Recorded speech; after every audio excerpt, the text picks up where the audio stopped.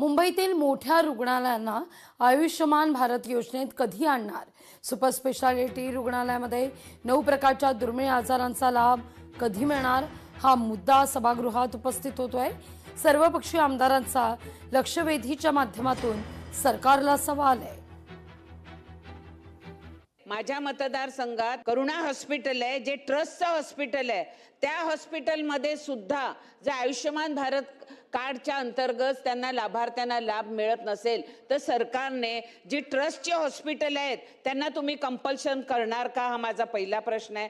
दुसरा प्रश्न आहे की अध्यक्ष महोदय, आम्ही वारंवार सांगतो की जी सुपर स्पेशालिटी हॉस्पिटल आहेत ज्यांचे 50 बेड आहेत, पण तिकडे सर्व ह्या ज्या आपले 9 प्रकारच्या दुर्मिळ आजारांवरती आयुष्यमान भारत कार्डचा लाभार्थ्यांना लाभ होणार आहे, अशा सुपर स्पेशालिटी हॉस्पिटलला आपण कंपल्शन करणार का? हा माझा दुसरा प्रश्न आहे। आणि तिसरा प्रश्न आहे की आयुष्यमान भारत कार्डच्या अंतर्गत ज्या लाभार्थ्यांना लाभ होतो त्याच्यात नी रिप्लेसमेंट नाही आहे, तर आपण हा नी रिप्लेसमेंट त्याच्यामध्ये ॲड करून घेणार का?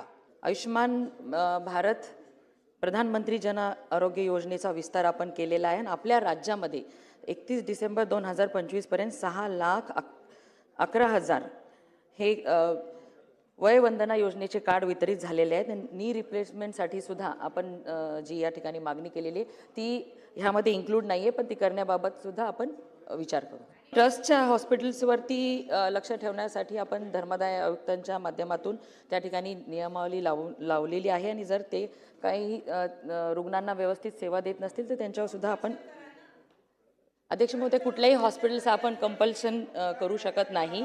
तरी देखील आपण आपल्या MMR रिजनमधल्या सर्व सन्मान्य सदस्यांच्या सोबत लवकरात लवकर एक बैठक अध्यक्ष महोदय लावू।